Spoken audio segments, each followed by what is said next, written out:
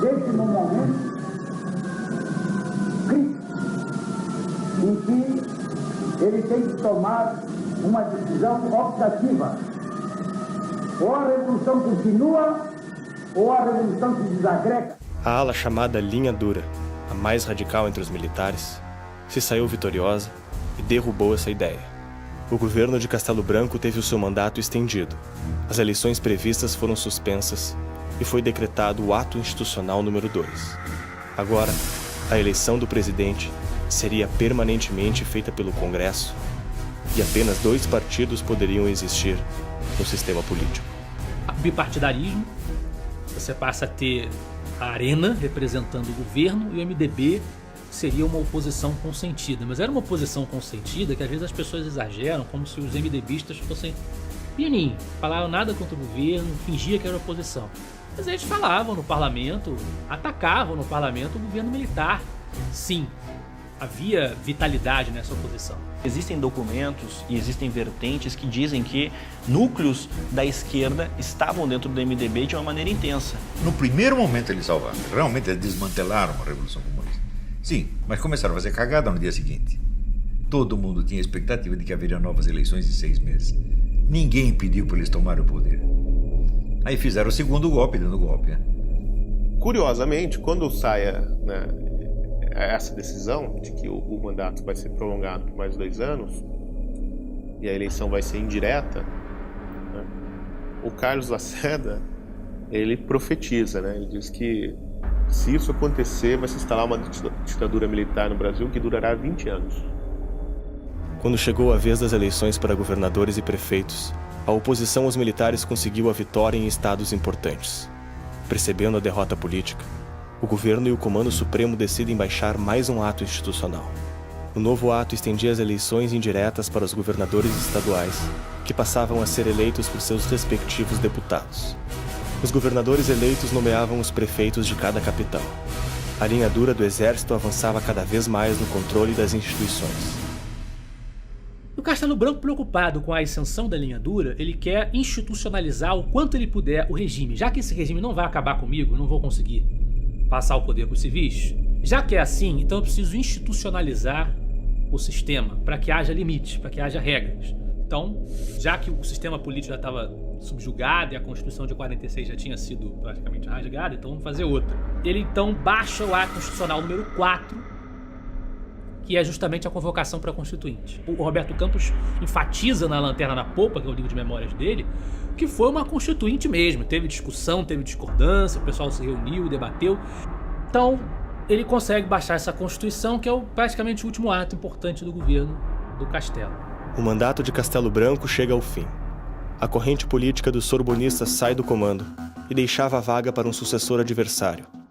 A eleição de Arthur da Costa e Silva marca a primeira vez que a linha dura chega ao poder no Brasil, trazendo uma ideologia responsável por profundas mudanças na política brasileira. A Costa e Silva, que era essa figura que lá atrás já tinha essa índole autoritária, era uma figura que não se dava bem com Castelo Branco, que tinha a intenção muito bem definida de fazer com que o regime rompesse com o modus operandi do governo castelista.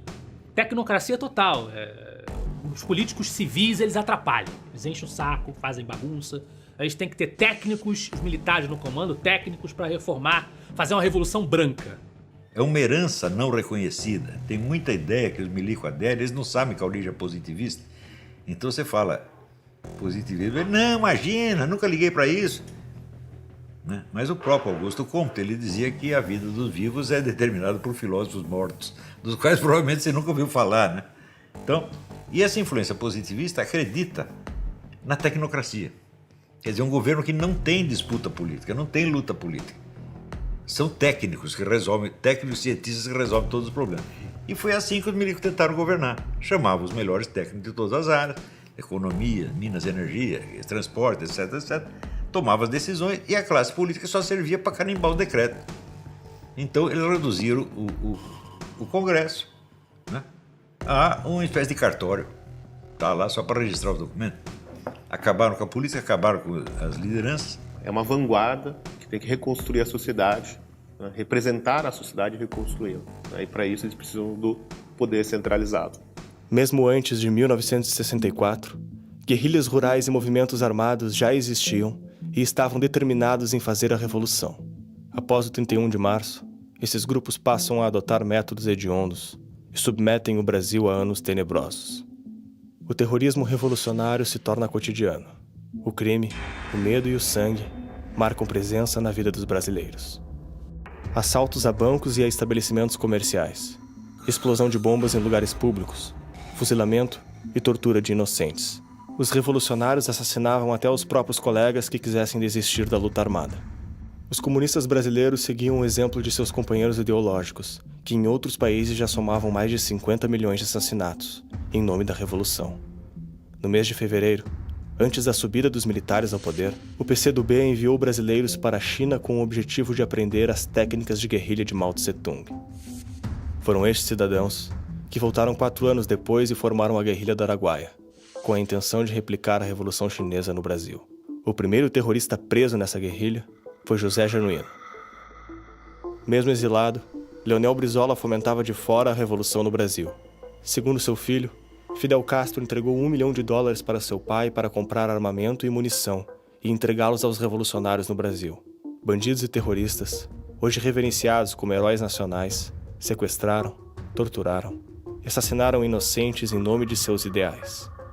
Essa é uma verdade pouco noticiada nos anos seguintes pela imprensa e academia brasileira, que tratou tudo como uma luta contra a ditadura e pela democracia. Eu, particularmente, participei e tenho a honra de ter participado do processo de resistência à ditadura. Eu tenho muito orgulho também de ser companheiro da Dilma por esse tempo todo. Nós formamos uma organização nacional chamada Vanguarda Armada Revolucionária Palmari. Nós praticávamos ações de expropriação, que nós chamávamos dos bancos. Nós íamos buscar dinheiro nos bancos, nós queríamos ter dinheiro para comprar armas. Fizemos ações em quartéis também, alguns quartéis, para pegar armas. Ninguém, no fundo, queria a democracia estrategicamente. Todo mundo queria, na verdade, o socialismo. Né? Buscava-se uma outra ditadura, que era a ditadura do proletariado.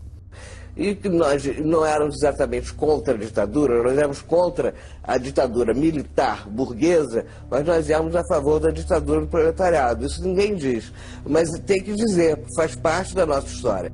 É a mentira que, de tão repetida, tornou-se história. Mais tarde, as narrativas históricas vão ficando cada vez mais deturpadas em relação a esse período, até o ponto de hoje, infelizmente, parecer ponto pacífico que gente como a Dilma, por exemplo, tivesse lutado pela liberdade ou pela democracia ou pelos direitos humanos.